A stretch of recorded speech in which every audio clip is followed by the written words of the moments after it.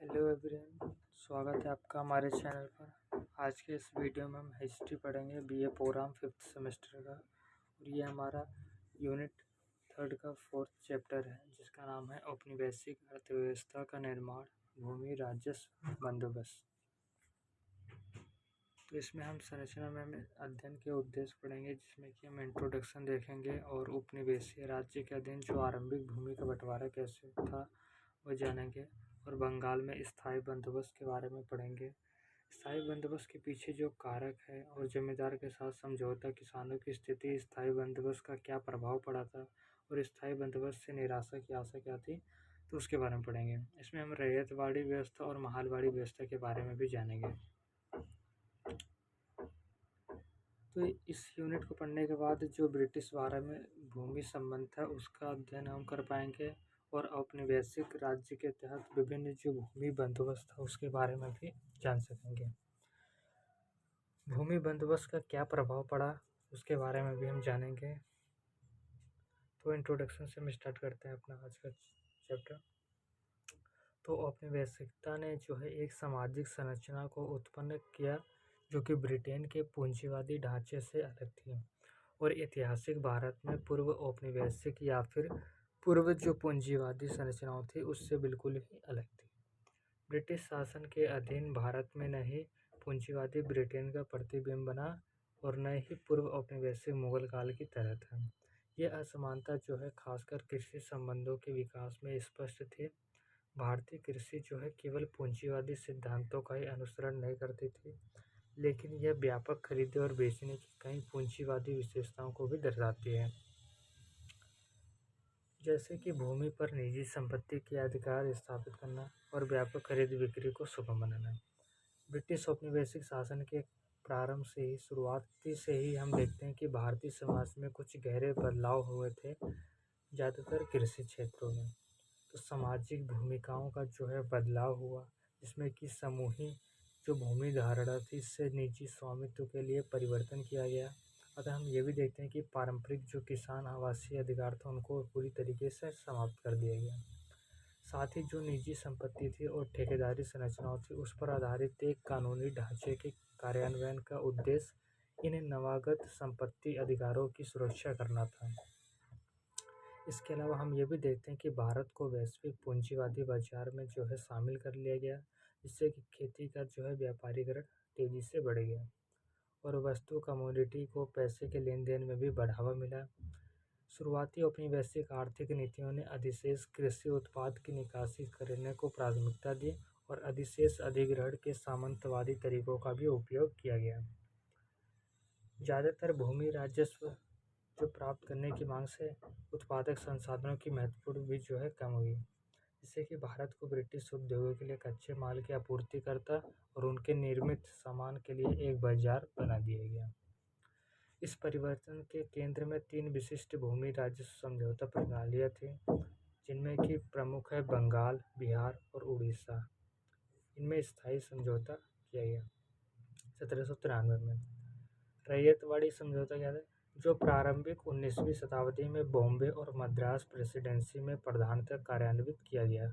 और महालवाड़ी समझौता जो कि केंद्रीय भारत में पश्चिमी प्रांत और पंजाब सहित विभिन्न क्षेत्रों में राजस्व संग्रह का प्रबंधन करता था, जो उसी कालावधि में प्रस्तावित किया गया था। हम यह भी देखते हैं कि भारत में अंग्रेजी सत्ता की स्थापना ने जो है न केवल सामाजिक राजनीतिक जीवन को प्रभावित किया, बल्कि भारत की आर्थिक व्यवस्था भी पूरी तरीके से बदल दिया। उनकी धारणाओं ने जो है भारत की अर्थव्यवस्था को एक उन्नत पूंजीवादी स्थिति की ओर जो है प्रेरित किया। वहीं भारत में अर्थ विकास को पुनर्मूल्यांकित किया गया और औपनिवेशिकता ने भारत में पूर्व मौजूदा सामाजिक और आर्थिक संरचनाओं को बाधित किया। फिर भी परिणामी औपनिवेशिक समाज और अर्थव्यवस्था आधुनिक आर्थिक प्रगति के लिए उतनी ही बाधक साबित हुई जितनी कि पहले की पूंजीवादी व्यवस्थाएं थीं। औपनिवेशिक भारत में आर्थिक अधिशेष विभिन्न तरीकों से उत्पन्न होता था। प्रारंभिक कृषि प्रथाओं से लेकर बागवानी कृषि, आधुनिक खनन और कारखाना उत्पादन आदि थे। औपनिवेशिकता को जो है 3 विभिन्न चरणों में बांटा जा सकता है। जो कि प्रत्येक चरण के विशेष शोषण के तरीकों से चिह्नित होते हैं। इसलिए प्रत्येक चरण ने औपनिवेशिक अर्थव्यवस्था, समाज और राजनीतिक संरचना के एक अद्वितीय पैटर्न के साथ समाधान के अद्वितीय पैटर्न के को जो है निरूपित किया है। अब हम देखते हैं कि उपनिवेशीय राज्य के अंदर में जो आरंभिक भूमि का बंटवारा था वह किस प्रकार था। तो 1765 में दीवानी अधिकारों का आकलन करते समय ब्रिटिश ईस्ट इंडिया कंपनी का प्राथमिक जो उद्देश्य था वह था राजस्व संग्रह को अधिकतम करना, जिससे कि भारत में कृषि पर भारी करों का लगना आरंभ हुआ। राजस्व का पर्याप्त मूल्यांकन और संग्रह सुनिश्चित करने के लिए ब्रिटिश सरकार ने नए राजस्व बंटवारों को लागू किया। प्रारंभ में कंपनी के सेवक असंवेदनशील लूट करते रहे, जिसमें कि उन्होंने खुद के लिए राजस्व संग्रह रखा जो कंपनी के खजाने में नहीं दिया गया, और इससे गरीबी के कारण किसानों के दुर्गम होने, कृषि कार्य को छोड़ने के खतरे अधिक बन गए। इसलिए अब नियमित कर लेने की प्रणाली की ओर एक परिवर्तन आवश्यक था। फिर जो है 1765 से लेकर 1793 के बीच उपनिवेशीय राज्य ने भारतीय कृषि और राजस्व प्रणालियों को समझने के लिए विभिन्न राजस्व बंटवारों का प्रयोग और प्रयास किए। इन बंटवारों में जो है वार्षिक, पंचवर्षीय और 10 वर्षीय प्रकार शामिल थे, जो कि राजस्व मूल्यांकन को संशोधित करने के अंतराल पर आधारित थे। शुरू में जो है उम्मीद थी कि नवाबी प्रशासन का राजस्व प्रबंध पर्याप्त होगा, लेकिन कंपनी के अधिकारियों के लालच और भ्रष्टाचार, साथ ही उनके प्रशासनिक हस्तक्षेप ने भी इस प्रणाली को सक्षम बना दिया। इसके कारण हम देखते हैं कि भारत में 1770 ईस्वी में भयानक अकाल आया और वॉरेन हेस्टिंग, जिन्होंने 1772 में कृषि प्रणाली को शुरू किया। इसके तहत एक निश्चित अवधि के लिए जो है राजस्व संग्रह का अधिकार सबसे अधिक पैटर्न का वादा करने वाले व्यक्तियों को नीलाम कर दिया जाता था। यहाँ पर एक ध्यान रखने की चीज़ है कि वॉरेन हेस्टिंग जो था उसने 1772 में खेती की प्रणाली शुरू की थी, जिसके अंदर में एक निश्चित अवधि के लिए राजस्व संग्रह का अधिकार सबसे अधिक रिटर्न का वादा करने वाले व्यक्तियों को नीलाम कर दिया था। यानी कि इसने एक ऐसा सिस्टम बना दिया गया था जिसमें कि जो किसान होता था उसको एक अवधि दी जाती थी कि तुम्हें इस अवधि के अंतर्गत जो है टैक्स देना है सरकार को, वरना उसकी खेती ज़मीन को जो है नीलामी कर दिया जाता है, किसी दूसरे किसान को दे दिया जाता था। तो ये राजस्व अधिकारी जो है अक्सर अनुबंध अवधि के दौरान संघर्ष को अधिक करने के लिए दमनकारी रणनीति का सहारा लेते थे, जिससे कि किसानों का व्यापक खूब शोषण होता था। हालांकि कई किसानों ने जो है भूमि की पैदावार का अनुमान अधिक लगाने तथा वादा की गई राशि देने में असफल होने के कारण अपने अनुबंध जो है खो दिए थे। 1880 के मध्य तक हम देखते हैं कि भ्रष्टाचार और अपरिपक्वता उपनिवेशीय राज्य के राजस्व प्रशासन को प्रभावित कर रहे थे, जिससे कि लॉर्ड कॉर्नवालिस को सुधारों को प्रारंभ करने की प्रेरणा मिली, और कॉर्नवालिस ने जो है भारत में प्रचलित राजस्व बंटवारों और कृषि प्रथाओं के बारे में व्यापक ज्ञान इकट्ठा करने के प्रयास किए, जिससे कि 1888 में ब्रिटिश प्राधिकारियों के लिए डेटा एकत्र करने के लिए नियुक्त अमीनी आयोग की स्थापना के द्वारा प्रकट किया। यहाँ पर एक चार्ट दे रखा है कि ब्रिटिश शासन के दौरान भूमि राजस्व व्यवस्था कैसी थी। तो पहली व्यवस्था थी इजारेदारी व्यवस्था, दूसरी थी स्थायी बंदोबस्त व्यवस्था, रैयतवाड़ी व्यवस्था, महालवाड़ी व्यवस्था, ताल्लुकदारी व्यवस्था, मालगुजारी व्यवस्था। ये कुछ व्यवस्थाएं थी जो कि ब्रिटिश शासन के दौरान किस प्रकार से टैक्स लिया जाए वो दिया गया था।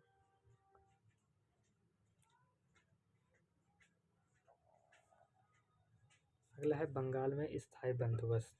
तो स्थायी बंदोबस्त के पीछे क्या क्या कारण थे। पहला है आर्थिक कारण, दूसरा है राजनीतिक कारण और जमींदारों के साथ समझौता। कुछ कारण थे। आर्थिक कारण है तो औपनिवेशिक प्रशासन का जो मेन उद्देश्य था राजस्व का एक सुसंगत और स्थायी स्रोत स्थापित करना था। मौजूदा राजस्व प्रणाली अब प्रभावी मानी गई, जिससे कि किसानों को ज़्यादा कठिनाई हुई। साथ ही कंपनी के लिए अपेक्षित राजस्व उत्पन्न करने में विफलता रही और भारतीय वस्तुओं की सस्ती खरीद में बाधा उत्पन्न हुई।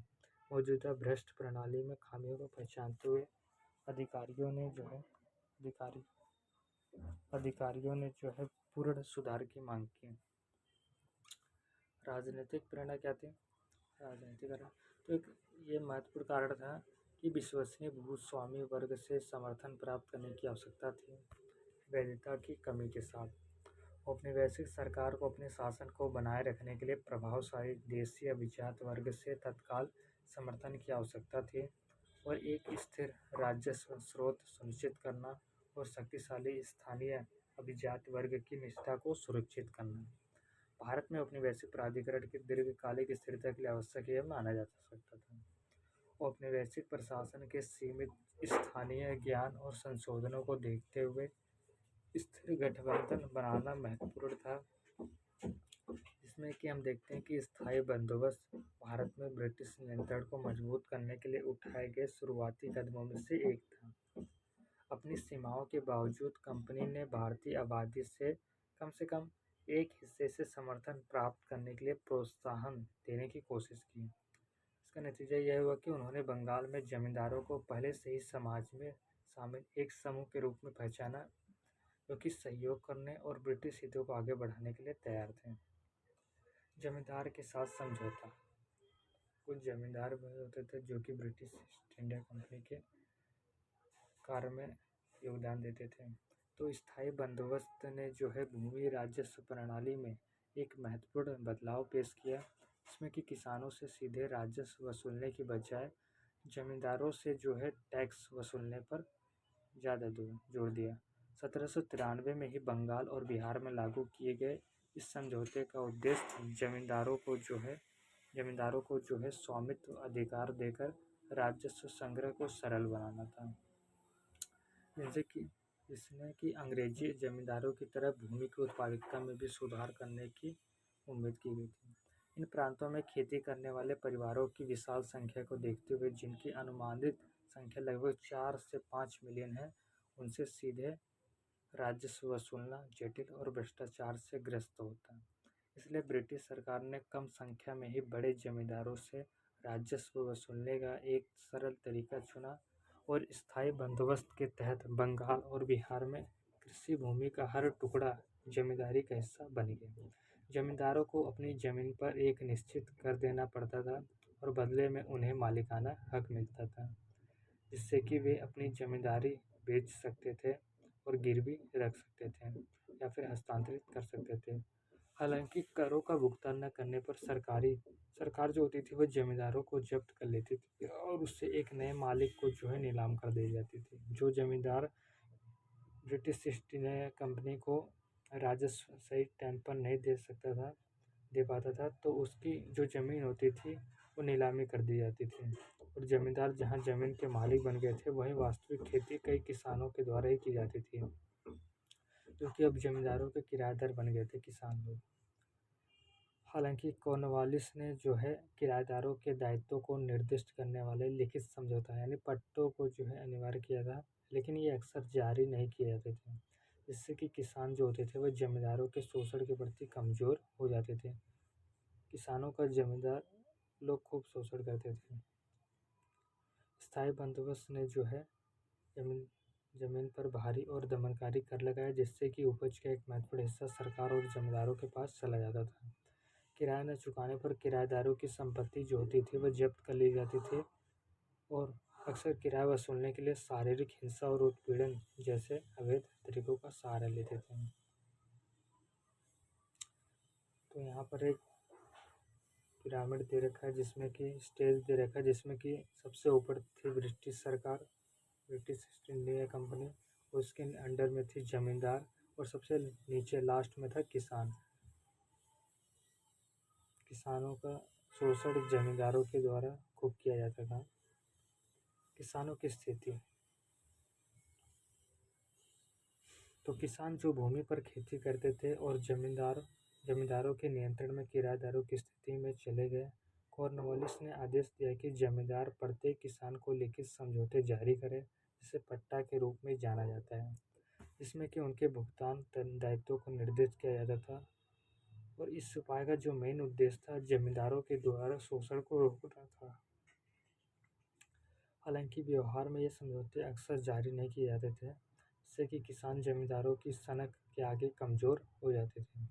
दस्तावेजों की यह कमी आकस्मिक नहीं थी। स्थायी बंदोबस्त ने भूमि पर भारी और बोझिल कर लगाए, जिसमें कि उपज का एक महत्वपूर्ण हिस्सा सरकार और जमींदारों को आवंटित किया गया, जिससे कि किसानों के लिए एक छोटा हिस्सा बचा। एक जानकार अधिकारी जॉन सोर इनके अनुमान के अनुसार ये कहते हैं कि 100 रुपये की फसल में से किसान के लिए केवल 40 रुपये ही बचते थे, जिसमें से 45 रुपये सरकार को और 15 रुपये जमींदार को मिलते थे। इस तरह के दमनकारी कराधान के कारण राजस्व संग्रह के लिए बलपूर्वक तरीकों की भी आवश्यकता होती थी। राज्य की मांगों को पूरा करने के लिए जमींदारों को जो है किराए का भुगतान न किए जाने पर किराएदारों की संपत्ति जब्त करने की अनुमति थी। इसके लिए उन्हें न्यायालय की अनुमति की भी आवश्यकता नहीं थी। उत्पीड़न के इस कानूनी तरीके के साथ साथ गैर आज्ञाकारी किराएदारों को बंद करने या फिर शारीरिक रूप से हमला करने जैसी अवैध रणनीति ने किसानों की दुर्दशा को दयनीय बना दिया था। कुल मिलाकर यही है कि स्थायी बंदोबस्त ने जो है वास्तविक किसानों की जो दुर्दशा थी स्थिति थी, वह जमींदारों और ब्रिटिश सरकार को अधिक लाभ पहुंचाया, जिससे कि समाज में उनकी स्थिति काफ़ी खराब हुई है। किनकी? किसानों की। स्थायी बंदोबस्त का क्या प्रभाव पड़ा? तो कॉर्नवालिस संहिता, जिसमें कि 1793 का एक विनियमन और उसके बाद के अधिनियम शामिल है, इसने स्थायी बंदोबस्त में प्रतिभागियों के लिए आवश्यक पूर्वापेक्षाओं को रेखांकित किया। इसने दो महत्वपूर्ण प्रावधान पेश किए। जमींदारों और राजस्व संग्रहकर्ताओं के भूस्वामित्व की स्थिति में बदलाव किया और राजस्व के द्वारा नियुक्त राजस्व एजेंटों और संपूर्ण जमींदारों के मालिकों के रूप में दोहरी भूमिका निभाई। उनके स्वामित्व अधिकार वंशानुगत और हस्तांतरित हो गए, जबकि किसानों को किराएदारों का दर्जा दिया गया। उनसे चारागाह और वन भूमि और सिंचाई, नहरों और किराए में बढ़ोतरी के खिलाफ सुरक्षा के पारंपरिक अधिकार छीन लिए गए। जमींदारों को किसानों से प्राप्त होने वाले किराए की आय का 10/11वां हिस्सा राज्य को भेजने का आदेश दिया गया, जिसमें से केवल 1/11वां हिस्सा ही अपने पास रखना था।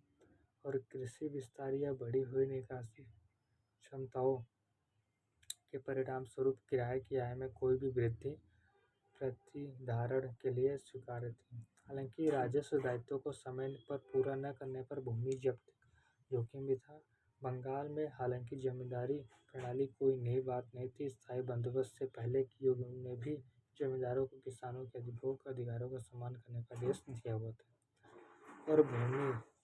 और भूमि राजस्व को मनमाने ढंग से बढ़ाने की उनकी क्षमता को बाधित किया हुआ था। हालांकि 1799 के 7th और 1872 के प्रति जैसे विनियमों के अधिनियम ने मौजूदा किसान भूमि अधिकारों को मिटा दिया। भारी राजस्व मांगों का बोझ उन पर स्थानांतरित कर दिया। नतीजतन ये हुआ कि इसने जमींदारों की जमींदारी की शक्तियों को बढ़ा दिया, जिससे कि कृषकों की परिस्थितियों में गिरावट आई। साथ ही पुराने जमींदारों को वित्तीय बर्बादी का सामना करना पड़ा, जिससे कि एक नए जमींदार वर्ग का उदय हुआ। ये परिवर्तन पहले वाणिज्य, सरकारी सेवा, जमींदार संरक्षण और छोटे जमींदारों से जुड़े व्यक्तियों के पक्ष में था, जबकि कुछ स्वामित्व स्थापित संप्रदाय नए बिक्री कानून की कठोरता के आगे झुक गए। इस वृद्धि के बावजूद जमींदार जो थे वह राज्य को निश्चित राजस्व देने के लिए बाधित रहे, जिससे कि सरकार अधिशेष में अपना उचित हिस्सा लेने में रुक गई। तो फलस्वरूप यह हुआ कि राजस्व संग्रह की स्थिर प्रकृति के कारण जो है राज्य को निरंतर वित्तीय घाटा हुआ। इसके अलावा कई जमींदारों ने भूमि सुधार में बहुत कम रुचि दिखाई। इसकी बजाय वे शहरों में शानदार जीवन जीना पसंद करते थे। इस घटना ने जो है अनुपस्थित जमींदारों को जन्म दिया, जिससे कि कृषक दूर के जमींदारों की सनक के आगे कमजोर हो गए। परिणाम स्वरूप कृषकों की शिकायतें अक्सर अनसुलझी रह जाती थीं, क्योंकि उनका सरकार से सीधे संबंध नहीं था और जमींदारों ने राज्य के प्रति अपने निश्चित राजस्व दायित्वों को देखते हुए उनके मुद्दों को हल करने के लिए बहुत कम इच्छा दिखाई। स्थायी बंदोबस्त का कृषि उत्पादन पर भी प्रतिकूल प्रभाव पड़ा, क्योंकि कृषि उपज का एक महत्वपूर्ण हिस्सा जमींदारों के द्वारा ही दावा किया गया। इसके अलावा इस समझौते ने ग्रामीण समाज में सामाजिक आर्थिक विभाजन को बढ़ावा दिया, जिससे कि इसे दो अलग वर्गों में बांटा गया: विशेषाधिकार प्राप्त जमींदार और गरीब भूमिहीन मजदूर। इस बात को लेकर विद्वानों में भी बहस जारी है कि प्राथमिक लाभार्थी शहरी थे या फिर ग्रामीण। जबकि ऐसा है कि कुछ लोग जमींदारों के एजेंटों जैसे कि ग्रामीण तत्वों के पक्ष में थे, तो अन्य अन्य लोग जो थे वह शहरी संस्थाओं की भागीदारी के पक्ष में तर्क देते हैं। स्थायी बंदोबस्त ने जो है उप सामंतवाद को भी जन्म दिया, जिसमें कि जमींदारों ने लगान संग्रह का काम बिचौलियों को सौंप दिया, जिससे कि काश्तकारों के जटिल पदानुक्रम को बढ़ावा मिला, जो विशेष रूप से पूर्वी बंगाल के जिलों में प्रचलित है। इसके आगे की जो पॉइंट्स है वो नेक्स्ट वीडियो में हम देखेंगे। तब तक के लिए धन्यवाद दोस्तों। वीडियो को लाइक सब्सक्राइब जरूर करें।